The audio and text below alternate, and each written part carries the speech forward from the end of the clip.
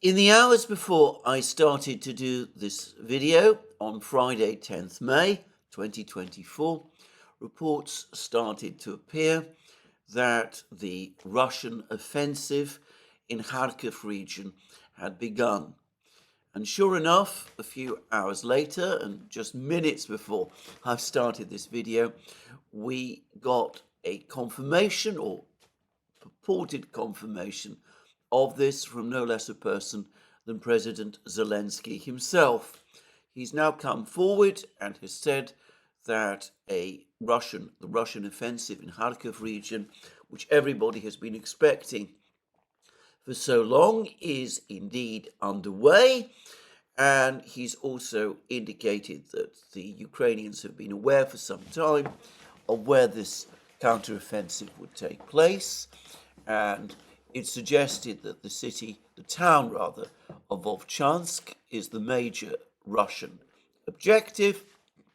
And he's ordered, as I understand it, an evacuation of the civilian population from that town. And even as Zelensky has been speaking, we've been getting trickles of reports appearing in places like Redovka, Russian newspaper published in Smolensk, about border villages, Ukrainian border villages, which the Russian army is supposed to have captured. Well, what exactly is going on? The answer is, I think it will take a couple of hours before we are completely sure. It does seem a little strange to me that an offensive of this nature would be launched in daytime. Just saying, I always assumed offensives tend to happen at night.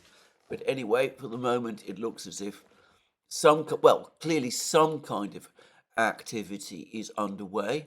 I've seen some denials, incidentally, that there is an actual offensive or that any villages have in fact been captured by the Russian army. It's being suggested that these are just reconnaissance groups by the Russian army that have crossed into Ukrainian territory and have been carrying out patrols there. And it could be that this is some kind of a misleading information exercise, or perhaps people are becoming overexcited and are putting two and two together and are coming to the wrong conclusions. Certainly, this is a very different situation from the one I remember last year. It's fair to say that the Ukrainians, like the Russians today, did not announce the start of any offensive. But on the 4th of June, when the Ukrainian summer offensive last year began, with attacks, massive attacks, on Russian-held villages in the Vremivka ledge area, Vremivka salient area. Well, I remember saying immediately that the intensity of the attacks and the intensity of the fighting put beyond doubt the question of whether or not the offensive had begun. It obviously had done. And when the main part of the Ukrainian offensive began on the 7th of June towards the village of Rabotino, again, it was absolutely obvious, to me at least, and I remember saying it at the time, that this was the main weight of the offensive being directed now towards that particular village. This time, as I said, it's just a dribbles of news, very unclear exactly what is going on, and I'm going to say straight away that I'm not able to say, and I'm even a little skeptical. One reason I am skeptical is because even as the Ukrainians have been telling us for weeks that a major Russian offensive in Kharkov region was about to happen, even as the Ukrainians have been telling us also that they would be massively overstretched if a major offensive by the Russians in Kharkov region were indeed to take place. They've just recently been giving us information about the number of Russian troops spread out along the border in Kursk, Bryansk, and Belgorod regions of Russia, facing towards Kharkov region in Ukraine. And they've put the total number of Russian troops spread out, as I said, across this long border at 55,000. Now, I have to say 55,000 doesn't seem to me remotely sufficient for a major offensive intended to occupy the whole of Kharkov region, to capture cities like Kharkov, Sumy, and Chernigov. Some are suggesting that it's enough to carve out a short buffer zone along the border. That might be true. Others are suggesting that it might be the vanguard of a much bigger Russian force, which is still gathering in the rear. That might also be true. But I have to say that to me, this is more the size of a force that I would expect to defend the Russian border rather than to advance and capture territory, significant amounts of territory in Ukraine itself. So, well, we'll just have to see. However, something obviously is going on. The only clue from the Russian side that there is something actually about to happen came yesterday when the Russian Defense Ministry provided us with a photograph of the commander of Group of Forces North, General Lapin, discussing the situation with some of his senior officers, and, well, that might have been intended to give the impression that something was indeed about to happen. Anyway, I'm not sure what exactly is going on. I'm not sure whether the Russians have indeed captured any villages. I'm certainly not sure what their ultimate intentions are. If it is indeed the case that the Russians are planning some big offensive in Kharkov region, then I would have thought that an awful lot more troops than just 55,000 will eventually become involved. We'll have to wait and see. I suspect that we'll have a much better, clearer understanding of what's going on by tomorrow, but it might take as much as a week for us to form a clear picture of the events which are taking place. Now, even as people are debating and talking about a Russian offensive in Kharkov, the real Russian offensive, one which is supported by far larger numbers of troops, continues to take place in the Avdiivka Ocheretino area. And perhaps, and here for the sake of comparison, I would say that according to a Ukrainian source, even as the Russians are supposed to be conducting a major offensive in Kharkov region with just 55,000 men, supposedly targeting cities like Kharkov with populations of more than 1 million. The same Ukrainian source said that the Russian operations in Avdiivka and Ocheretino, Avdiivka, a small town with a population of 30,000. Anyway, the Russian operations there involved a force of around 120,000 men. In other words, more than twice the size of the force the Russians are supposedly committing to their offensive in Kharkov. But anyway, let's actually look at what is in fact going on in the Ocheretino Avdiivka area, about which we have a great deal of news. The first thing to say is that it is now confirmed that the Russians have indeed captured the village of Umanske that I spoke about yesterday. Again, there are reports that the Ukrainian troops who were defending this village retreated from the village essentially without orders. And the village appears to be under complete Russian control. There are pictures of a Russian soldier in the center of the village raising the Russian flag over a Soviet monument to a Red Army soldier left over from the Second World War. So Umanske has unequivocally fallen. There are also reports that the next important village to the south of Umanske, Yasnobrodovka, is now being heavily pressed, and that the Russians have captured, or rather have cut the main road linking Yasnobrodovka to the village of Netailovo further south. So, situation on that part of the front line, very bad.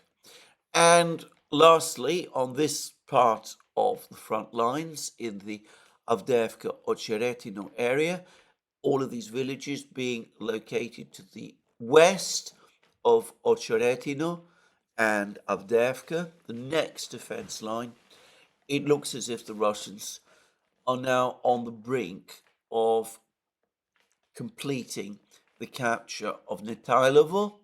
There are some claims that Netailovo will fall within the next few hours. Now, the thing to say is that Netailovo, Yasnobrodovka, Umanske, and some of the villages to the north, all the way up to Ocheretino, were supposed to be the next Ukrainian defense line after the defense line Berdichi, Orlovka, Toninka, all of those places had fallen.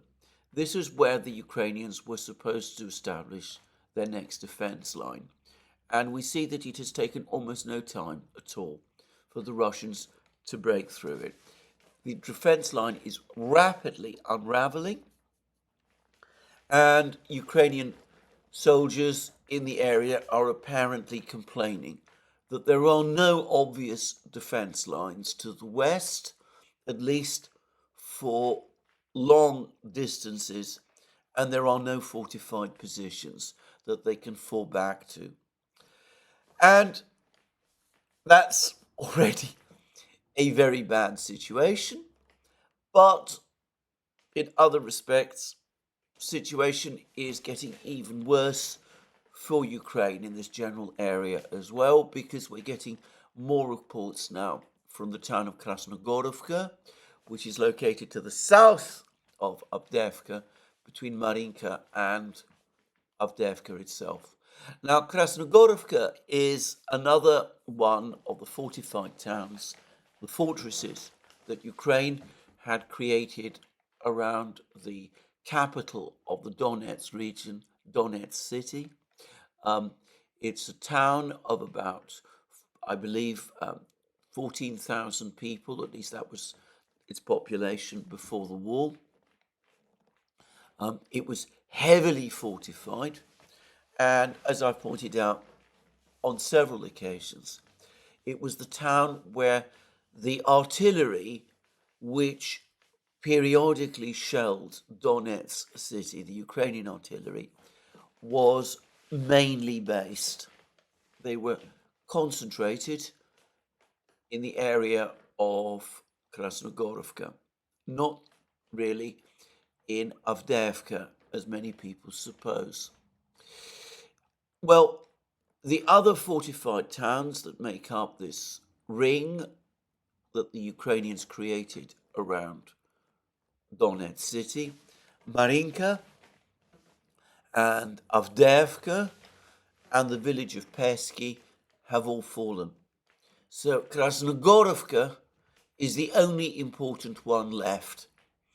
And it had been expected that the Ukrainians would put up a determined resistance to try to hold on to Krasnogorovka. And to some extent, they have.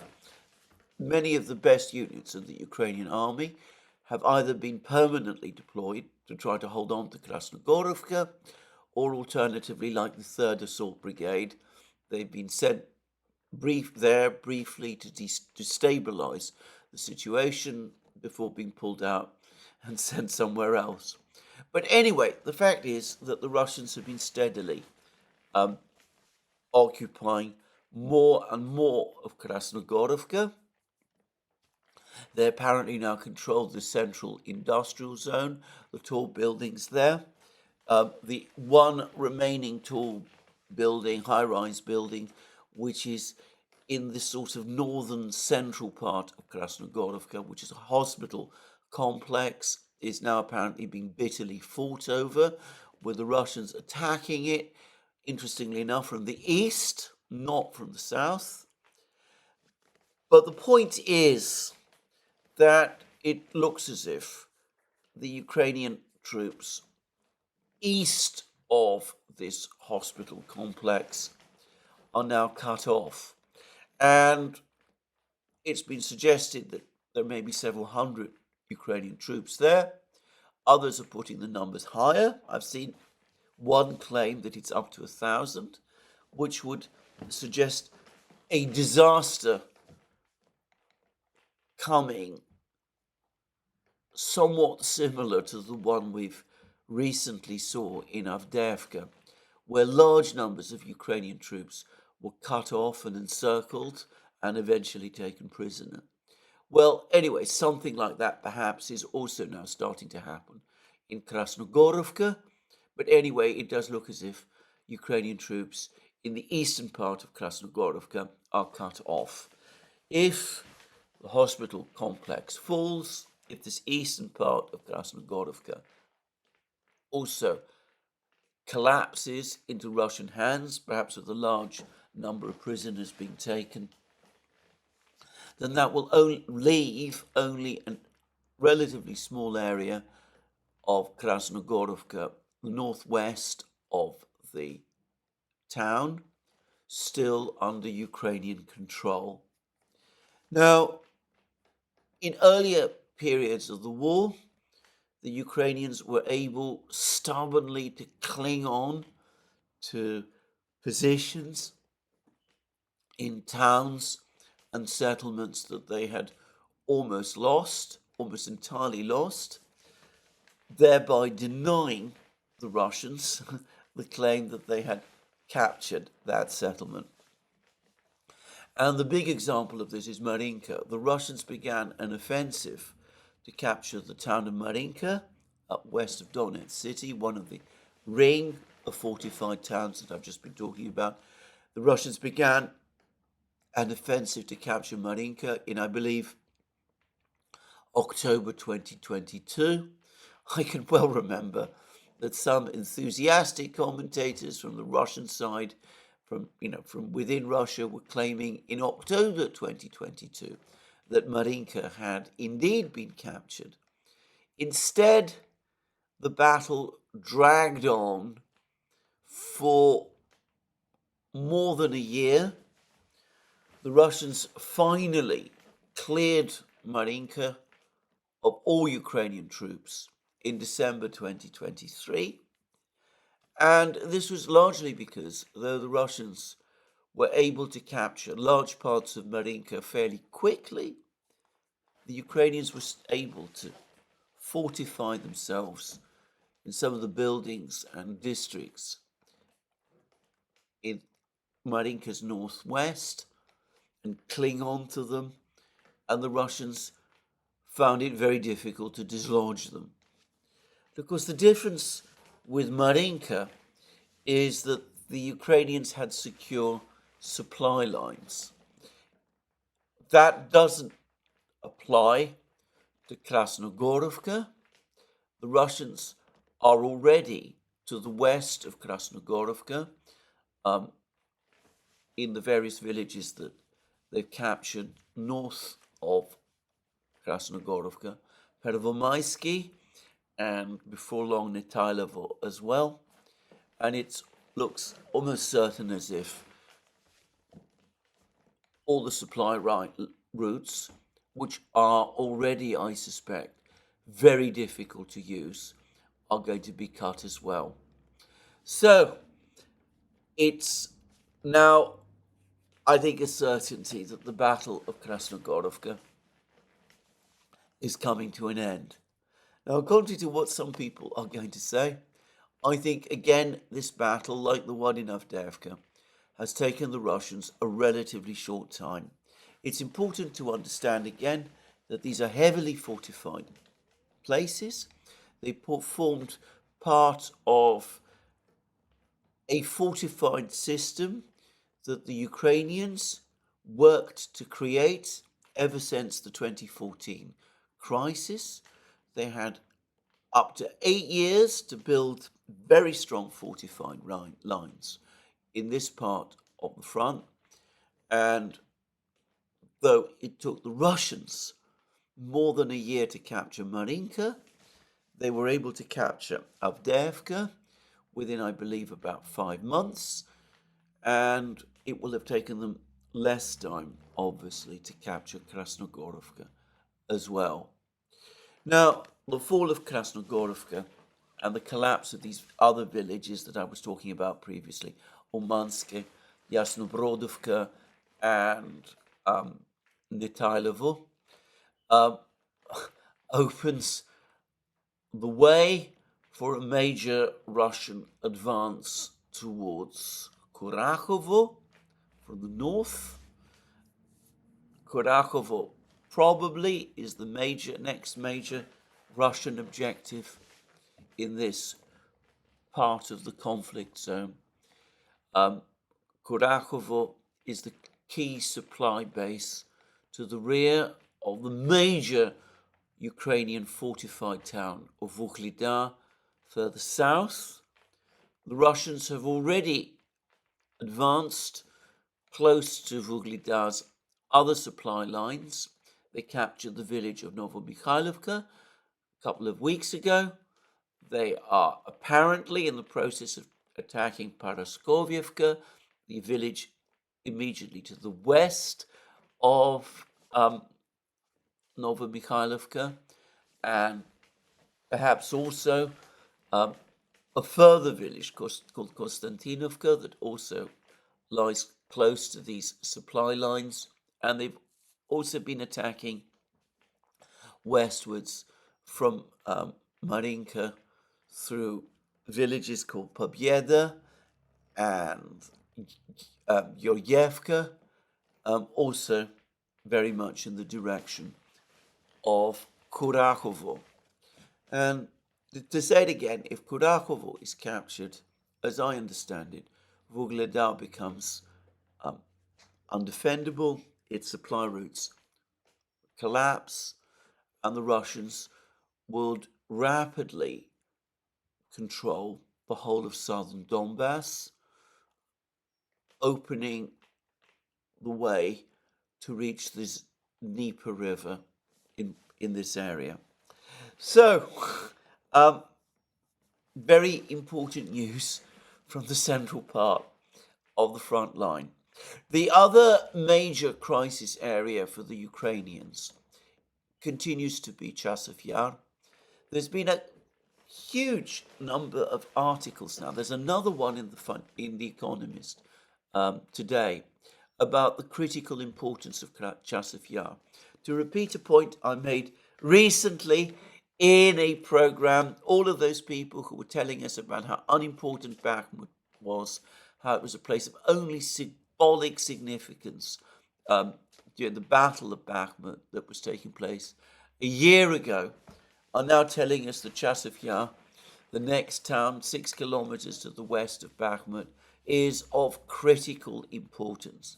Anyway, we have Ukrainian officers saying that if Chasiv Yar and the town of Konstantinovka, which is located immediately to the west of it, and which would, by the way, be undefendable if Chasiv Yar were to fall. If Chasiv Yar and Konstantinovka were to fall under Russian control, then Ukrainian defenses would collapse. The Russians would have an open route to reach the Dnieper.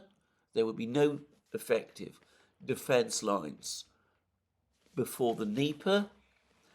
And the two other big towns in this area, Kramatorsk and ultimately Slavyansk, would collapse also.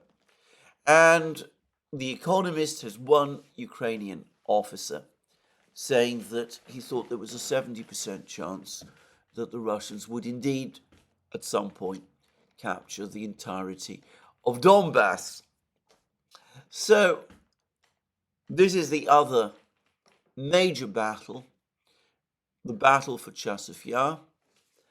But it is precisely in this area, in the Bakhmut area, which, understanding its importance, if many people in the US and in the West did not, it's precisely in this area that Ukraine has concentrated many of its best troops. Resistance is extremely stiff.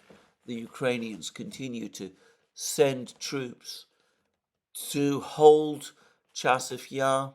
They recently sent the Kraken Special Forces Unit there, another highly political, far-right, ultra-nationalist unit, by the way, but anyway, never mind. All to try to hold on to Chasiv Yar. The Russians still have a lot of work to do. They're still gaining more territory along the Seversky Donetsk Canal. It has never been Russian practice to launch all-out assaults, attempting to storm a town, certainly not a fortified place like Chasiv Yar, located on a hill, in one big advance. The Russians will want to take steps to gradually close off Chasiv Yar's supply lines, to basically suffocate the Ukrainian defenders there. And anyway, the Battle of Chasiv Yar still has a significant way to go. If we use the Battle of Avdiivka as a analog, the battle for Avdiivka began in October and ended in February. I think that where Chasiv Yar is concerned, we've reached the same position that the Russians reached, say, at the end of November in the fight for Chasiv Yar, in the fight for Avdiivka. So there's a lot of fighting to do, a lot of operations to take place. But to repeat a point I have made many times in many programs, if the Russians focus on capturing any one Ukrainian position over the course of the special military operation, they do eventually capture it. It may take them time. They may suffer setbacks, as they did in Marinka, and, by the way, in other places like Vuglidar, but eventually they get there. And if it is indeed the Russian plan to capture Chasiv Yar, which I'm sure it is, by the way, then capture it eventually. They will. The same was true of Bakhmut, the same was true of Mariupol, and Volnovakha, and Popasnaya, and Severodonetsk, Lysychansk, and the same will be true of Chasiv Yar. So there we are. That is the real place where the battle is happening. What is going on in Kharkov region, for the moment, looks like, at least to me, another exercise in the Russians stretching Ukrainian defense lines, keeping the Ukrainians distracted, pinning down their forces in all sorts of places along the border, away from the place where the main battle is happening and where the greatest numbers of Russian troops are, which is Ocheretino, Avdiivka, Krasnogorovka, and ultimately Chasiv Yar. Now, before I end this brief summary of the fighting, I want to say something more about the fighting in Kherson region along the Dnieper. Been many claims that the Ukrainians have landed and now occupy a significant part of Krinky, or that they have plans to do so. I've been tracking what's been going on in Krinky over the last couple of days, and I've come to the conclusion that there are almost certainly at the moment either no Ukrainian troops there at all, or if they are, they're very few. And they're probably nothing more than reconnaissance troops who are inserted in and come and go. The reason I say that is because the Ukrainians, as many people have been pointing out, have been launching continuous drone attacks on Russian positions in Krinky, which of course implies that the Russians must be in occupation of Krinky. Now, I'm not sure what the Ukrainians are actually planning to do in this part of the conflict zone. It's been suggested that the Ukrainians are planning some other offensive along the Dnieper, that they're intending to land on the Russian side of the Dnieper and perhaps resume their advance to Crimea. I think that will be an act of unbelievable folly. Others, Dima at the Military Summary channel, are suggesting instead that this is a spoiler. It's intended to cause the Russians to redeploy forces to Kherson region to parry this Ukrainian advance, whilst thereby weakening the Russian offensive in Kharkov region. Well, I'm going to say straight away, I don't buy that at all. Or at least, if that is the Ukrainian plan, it makes no sense to me. It is now generally acknowledged that we've now reached that stage in the war where the Russian army finally probably outnumbers the Ukrainian, at least in terms of the actual number of combat-ready forces that are operating on the front line. So, if the Ukrainians are going to start some kind of operation in Krinky, they're not pinning down Russian forces. They are wasting their own. They're wasting their own on a fool's errand.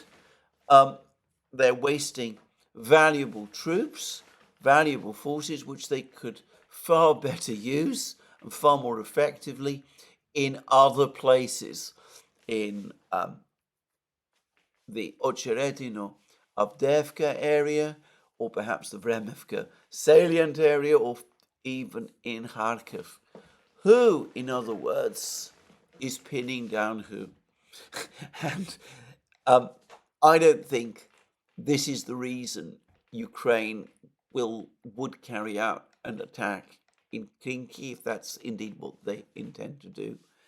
I think this is pure public relations and nothing else. Public relations paid for with Ukrainian blood. Anyway, that's, as I said, the overall situation on the battlefronts. The Russians are claiming that they've, over the course of the previous night, they shot down 2 more ATACMS missiles. I believe this now brings the total number of ATACMS missiles that the Russians say they've shot down to just somewhere short of 30. The Russians also, by the way, have said that over the previous week, the week up to today, Ukraine has suffered losses amounting to 6,460 dead and wounded, an enormously heavy rate of loss by any measure. And the Russians also claim that the Ukrainians have lost 2 more Abrams tanks. This would be the 47th Mechanized Brigade, which has been clinging on and trying to defend in the area, in the Ocheretino, Avdiivka area, but which is now, from what everything that appears to me, from which is now being steadily torn apart. Well, there we go. If it is indeed the case that the Russians have shot down, not quite, but almost 30 ATACMS missiles, then the ATACMS has up to this point been a failure. It has proved much easier to shoot down for the Russians than the British Storm Shadows and the French Scalp missiles, and it has achieved nothing of any significance. There has been no attack so far on the Crimean Bridge.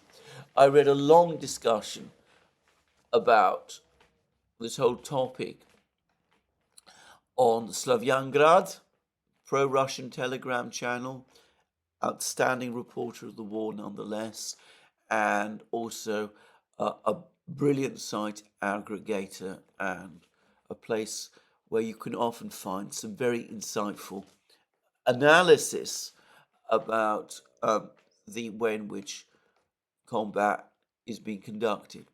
Anyway, there was this very, very interesting commentary on Slavyangrad, which made the same point that several other people have now been making, which is that the ATACMS missiles, even a volley of them hitting the bridge, the Crimean Bridge at the same time, would be most unlikely to destroy it.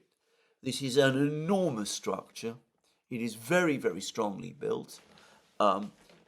It has multiple piers.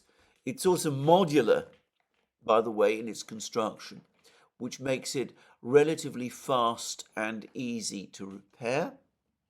So if a couple of ATACMS missiles were able to hit the bridge, were able to penetrate the defenses, they would do damage, they would knock the bridge out of operation, but as someone said a short time ago, it would indeed probably be back in operation in about 2 or 3 months. A terrible misuse of expensive missiles in relatively short supply to destroy, or rather just to damage temporarily, a bridge which it is now acknowledged does not serve a logistical role for the Russian military anymore. Just saying. Well, anyway, that's the situation on the battlefronts today. We will see whether there is indeed a Russian offensive underway in Kharkov region. But to reiterate one last time, the major battle, all the facts point to, the major battle currently playing out in central Donbass, in the area from Marinka to Chasiv Yar, with this major Russian breakthrough in the Ocheretino, Avdiivka area, with the Ukrainians suffering appalling losses, and with the Russians advancing and capturing more territory, 20 square kilometers of territory, allegedly, every day. Now, let's now look at some of the political news that we have. I get the sense that in the United States, now that the appropriation bill has been passed, the political class is relieved to be free of debates about Ukraine and is starting to talk about other things. There is a great deal of anger, especially on the Republican side, against President Biden because of his decision to withhold bombs from Israel at the time when Israel is conducting the Rafah operation. Speaker Johnson has been waxing lyrical about his anger, sense of betrayal about this. He said this is absolutely not what Congress voted for when they passed the appropriations bill. There's even talk of President Biden being impeached because he is supposedly withholding weapons from Israel at this critical time. I have to say that if that is indeed what President Biden is going to be impeached for, then I'm going to throw up my hands in astonishment and despair, and will generally conclude that the political system in the United States is not merely dysfunctional, but operates in a planet all of its own. There are all kinds of reasons that one could cite, if one were a Republican, for wanting to impeach President Biden. There's the activities of his son, there's the various legal cases against his political opponent. There are all sorts of other things. Impeaching him because he has taken a decision which is fully within the scope of his powers as the Commander-in-Chief of the US military, which is to withhold bombs for a certain period of time from Israel, seems to me incredible. It shows a complete lack of understanding, a complete lack of sense of the issues that the American people overwhelmingly care about.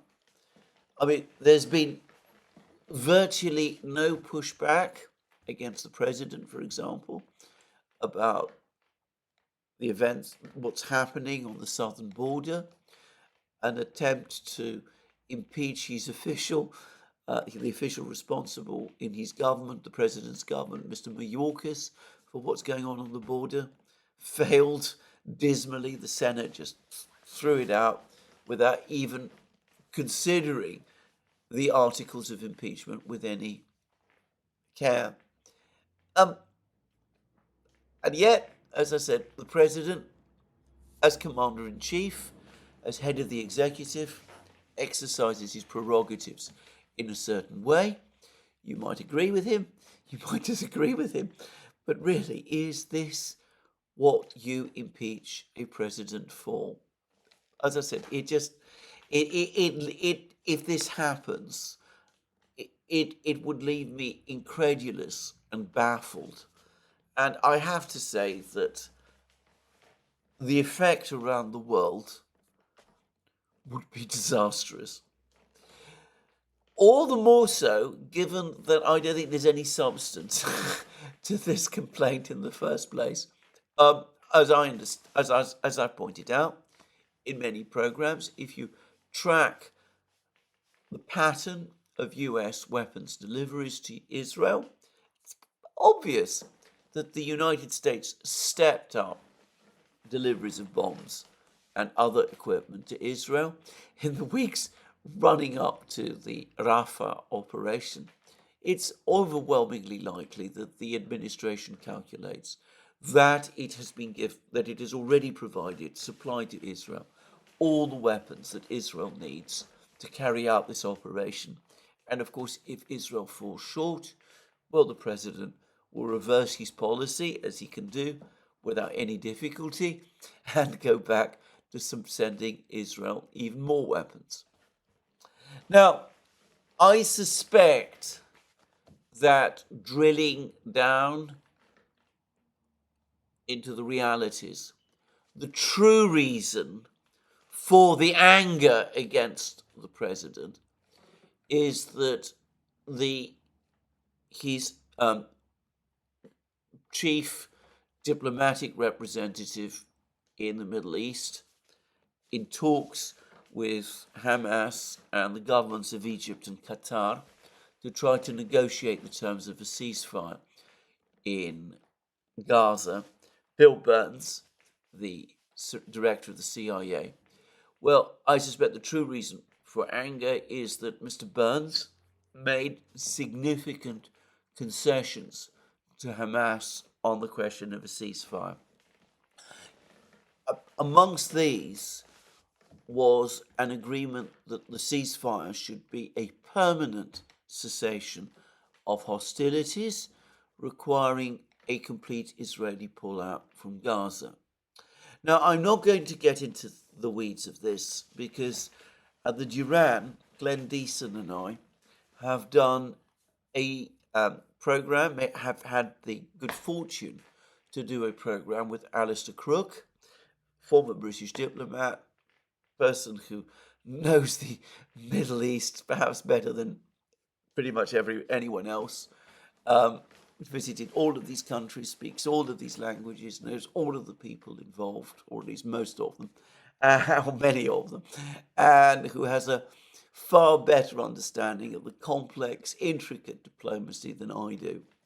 Anyway, suffice to say that certainly you should watch that program, certainly you should see what actually happened, but it seems, summarizing very briefly, and very incompletely, by the way, it seems that the president, anxious about the protests and the unrest within the Democratic Party over the operations, the military operations in Gaza, tried to get a ceasefire fast and made concessions through Bill Burns to Hamas to get that ceasefire, which he did not clear with the Israelis. And apparently the Israelis, very understandably, have, well, perhaps very unsurprisingly, have rejected a ceasefire agreed in that way and on those terms, and are furious with the president for doing it. I am giving only a very incomplete account of this matter. Let me again say, if you want to know the whole astonishing truth, all the details, all the facts, then please look out for this video of the discussion with Alistair Crook, which is coming out soon on the Duran. Anyway, with all this to keep them absorbed and focused, and of course with the elections coming in November, and with reports of major rumblings in the financial markets, perhaps there in the background, it is starting to look as if the political class and the administration itself are preparing to wash their hands, at least for the moment, of the situation in Ukraine.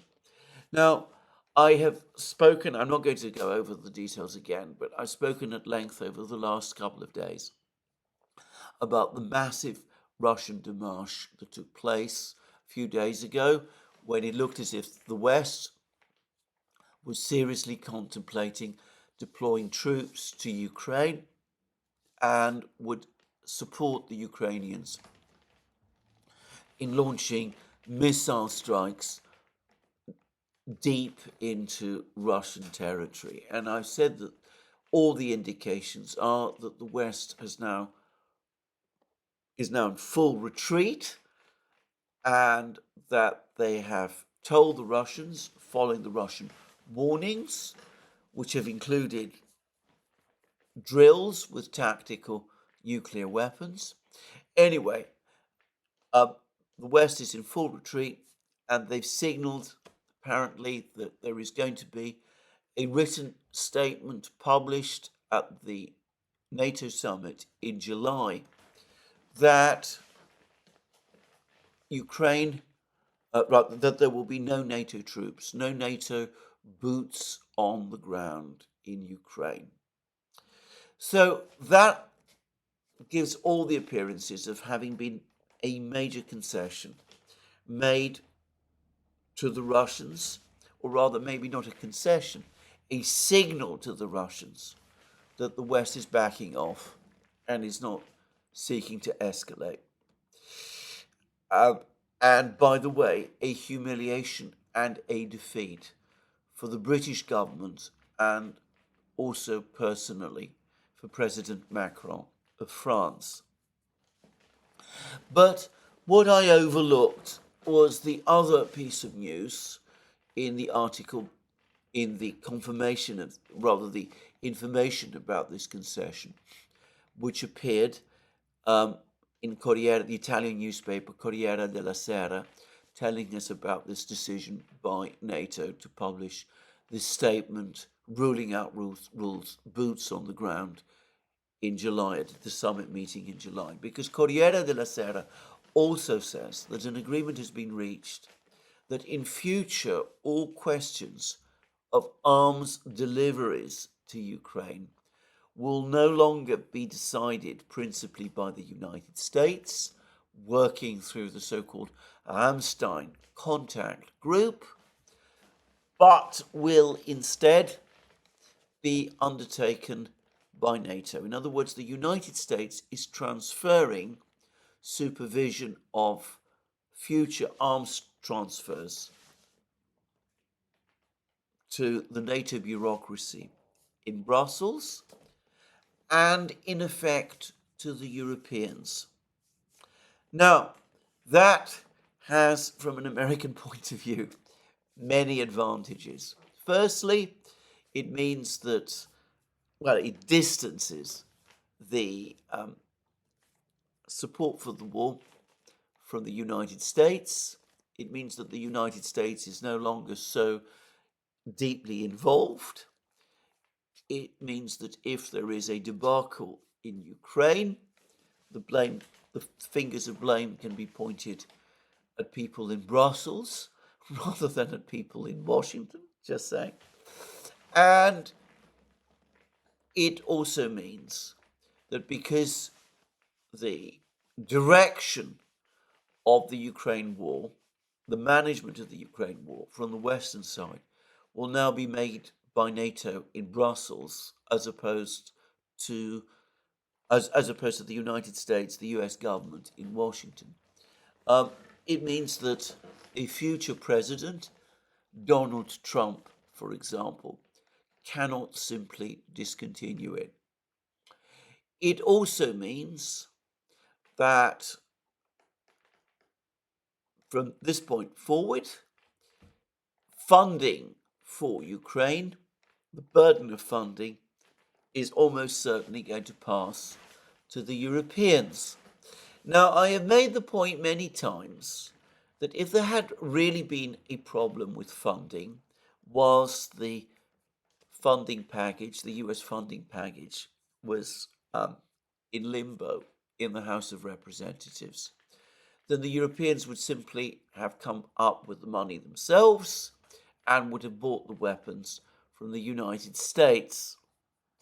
And there was nothing that prevented the Europeans of doing that.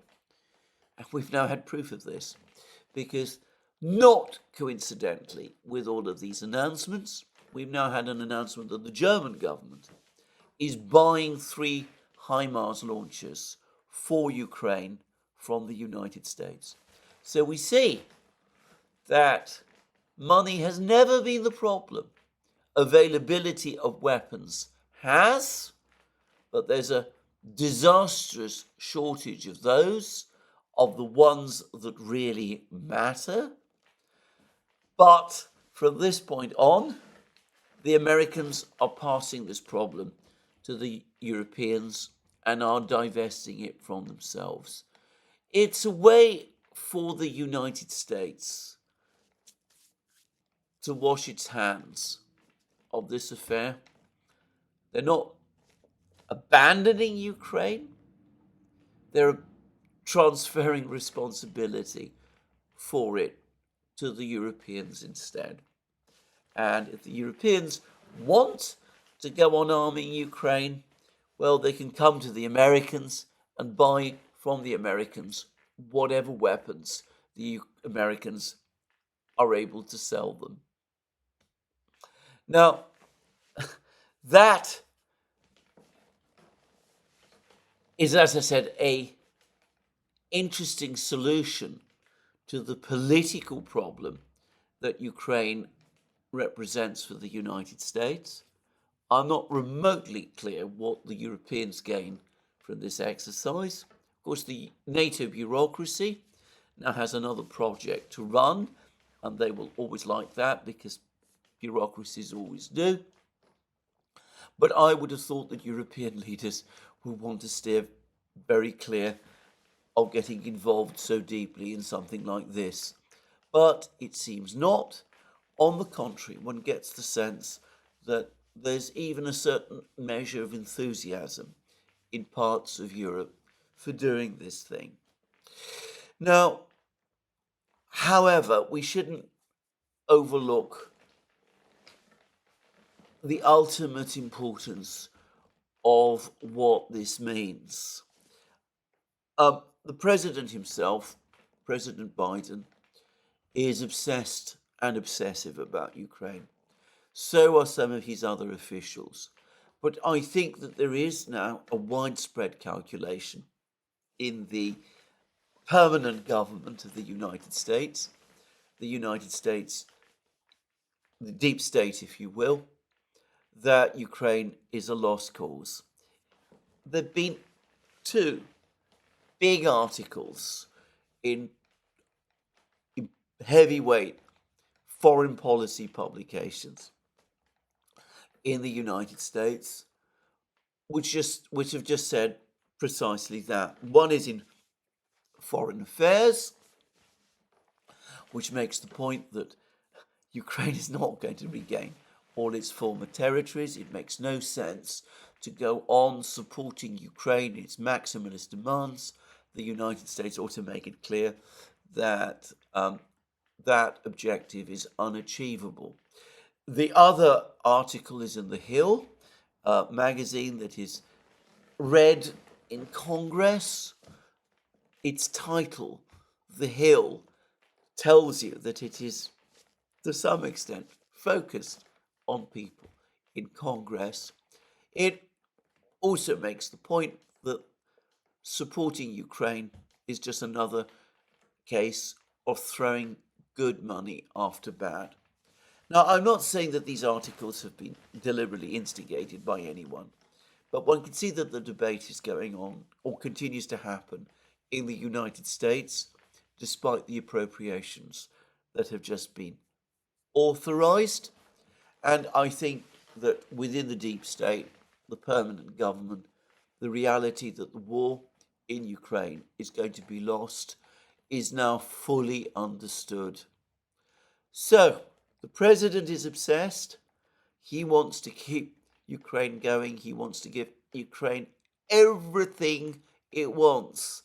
He apparently was the person who decided back in February to override the objections in the bureaucracy and to send to Ukraine the ATACMS missiles, which are now failing in Ukraine.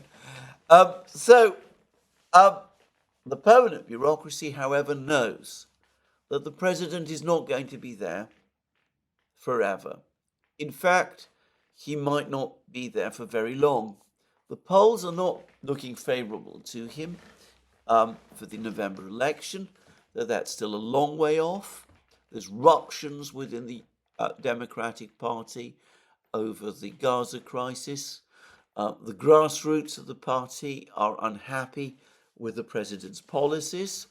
And even if the president is re-elected, there's a huge question mark over how long he will stay, given his acknowledged fragilities. So, we don't worry too much about the president.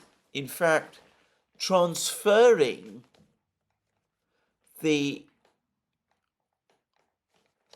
responsibility of weapons transfers from Washington to NATO might actually be helpful in some respects in dealing with the president himself, because given how obsessive he is, because it means that he's not going to be able to take decisions like transferring ATACMS missiles to Ukraine, overriding the bureaucracy as easily as he has just done.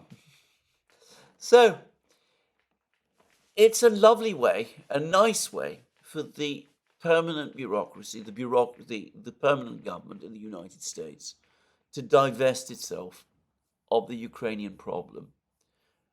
The Ukraine is going down, everyone can see it.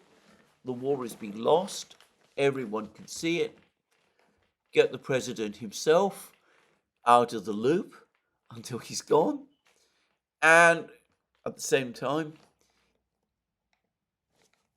dump it all on the Europeans and walk away and focus on the other things that are more important, not just to the American people, but to the American political class. I think this summit that is coming up in July is going to be a disastrous summit for Ukraine, or at least for the Ukrainian leadership, if all the clues and indications that we're hearing are true. It looks like someone has made a decision to bypass the president on decisions about arms supplies to Ukraine, to the extent that such a thing is ever possible, to, as I said, divest the United States of direct responsibility, and also to inform the Ukrainians that they are not going to get Western troops fighting for them in Ukraine as they clearly want. Now, with the Russian army advancing in the key areas of central Donbass, I think it is now essential for the Ukrainians to understand the implications of all of this. One way or the other, the peak period of Western support for Ukraine has now passed. Macron's attempt to persuade NATO governments to intervene directly in Ukraine with Western troops was in effect the last throw. There is little sign, there's no sign that the West is going to be able to resolve its equipment shortages, its weapons shortages anytime soon, and certainly not soon enough to resolve the problems that Ukraine itself is facing. The West also cannot, in the end, fix Ukraine's insoluble manpower problem. So, the logical thing to do is to negotiate. I think I have been making this point now so often that I've lost count of how often I've said it. Long since lost that count. But this week, it ought to be clear to anybody in Kiev who still retains any grasp of realities at all, that the war is now irretrievably lost and that there is no Western cavalry going to come to the rescue. Now, there are problems Ukraine is going to have to face if the Ukrainian leadership, which is of course far from the same thing as the Ukrainian government, does decide that negotiations with the Russians must begin. The first is the well-known problem of the various Ukrainian ultra-nationalists, who remain a massive problem and a huge danger. That, of course, is a security problem, whether the Ukrainian security forces would be strong enough to absorb whatever challenge these people might pose is something I simply do not know. The one observation I would make is that in the third year of the war, with so many Ukrainians wounded or dead, with reports about growing demoralization across Ukrainian society, with reports that more and more people want to see an end to the war as soon as possible, I can't help but think that political support for these ultra-nationalists in Ukraine must be fading. So maybe that problem is not quite as intractable as it was a few years ago. The other problem, however, is President Zelensky and the small group of people who are around him. It is, in my opinion, inconceivable, after all the things that he has said, that President Zelensky himself would be willing to negotiate with the Russians. But beyond that, there's the further problem that it is now an absolute certainty that the Russians are not prepared to negotiate with him. Over the last couple of days, the investigative committee and the Interior Ministry in Russia have been issuing arrest warrants for all sorts of prominent Ukrainian officials who they say were involved in war crimes and in other major crimes against Russian speakers, or as the Russian authorities would say, simply Russians on Ukrainian territory. And some of these are well-known people who've held cabinet rank in the Ukrainian government. Now, there are reports, and I'm not sure how true they are, that amongst the people who the Russians have issued a warrant against is none other than President Zelensky himself. I've not seen that confirmed, but I have heard that report. It may be that the Russians have issued a warrant, but that they haven't publicly confirmed the fact.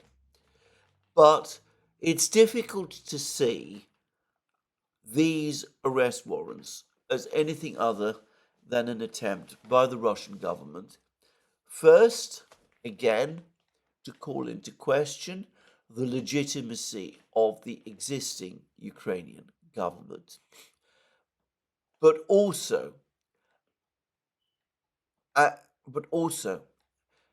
it is clearly intended to be a signal that the Russian government is not prepared to negotiate with President Zelensky and with his officials. So, if Ukraine is to be preserved in any form, which is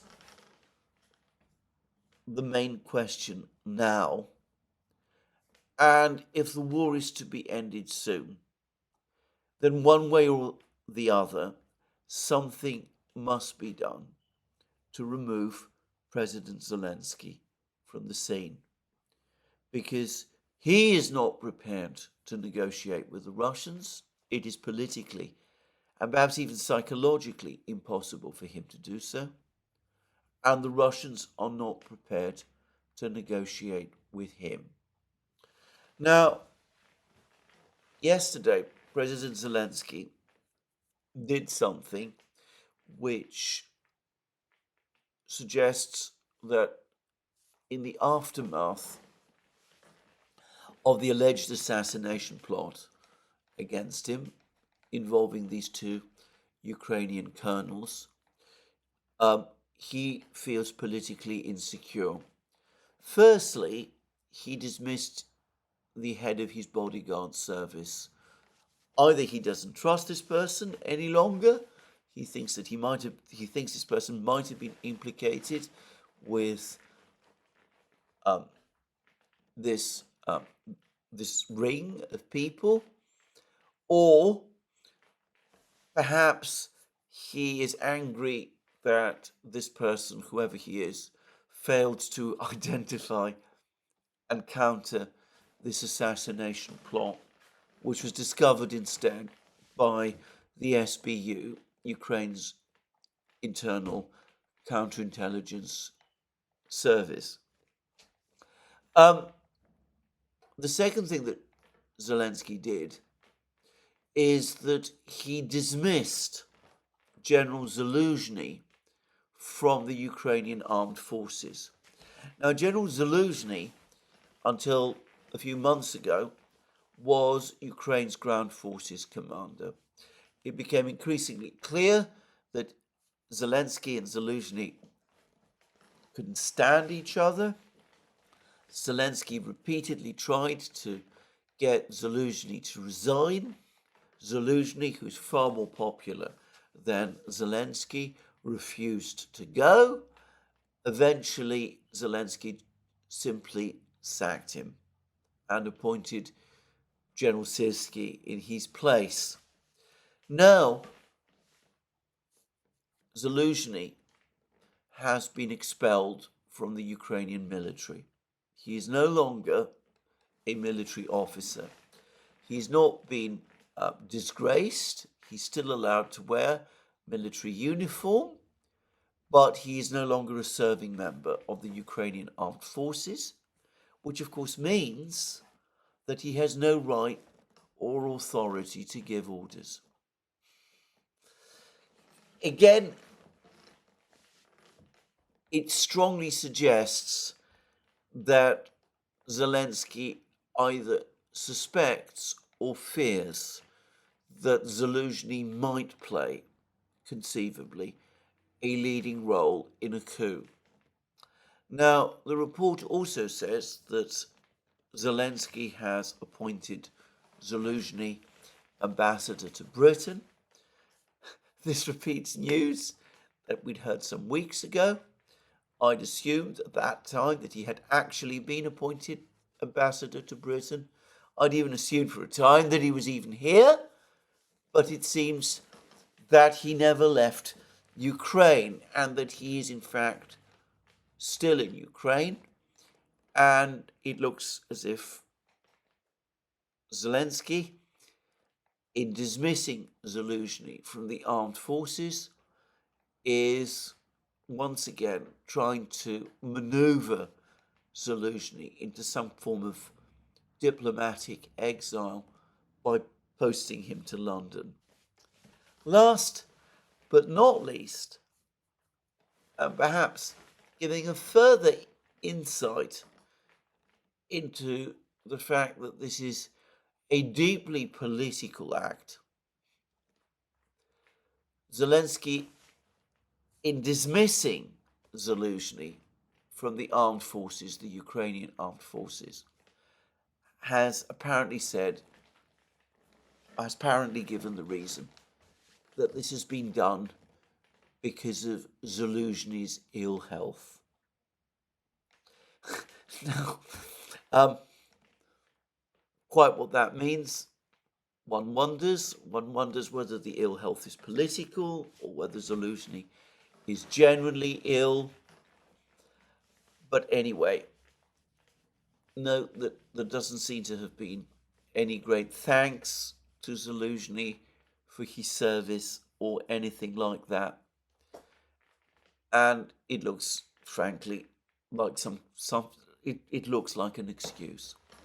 So all of this points to, at least to my mind, to insecurity and uncertainty on Zelensky's part as the days of his current constitutional term trickle away towards expiry. To be clear, he will continue to be president of Ukraine after it finally does expire on the 21st of May. but he will no longer be the elected president of Ukraine. And that is an important difference. So maybe, just maybe, all of these symptoms of tension are a sign that someone in Ukraine has come to understand what an obstacle to Ukraine's preservation President Zelensky's stay in office actually is. Will there be a coup after the 21st of May? Well, I don't see for the moment much sign of it, except indications that Zelensky is afraid of a coup and is trying to preempt it. But if Ukraine is to be preserved, the sooner that coup happens, and I don't say that lightly, perhaps the better for Ukraine that would be, always provided that the purpose of the coup is not to continue the war. That would be catastrophic, but rather to start serious negotiations with the Russians and find a way towards peace. Well, this is where I end this program today. Let me remind you again that you can find all our programs on our various platforms, Locals, Rumble and X. You can also support our work via Patreon and Subscribestar, links under this video. Don't forget to check out our shop, where you can find all sorts of amazing things, our magic mugs, our hats, our hoodies, our t-shirts, our sweatshirts, all those great things. And last but not least, if you've liked this video, please remember to tick this like button and to check your subscription to this channel. That's me for today. More from me soon. Have a very good day.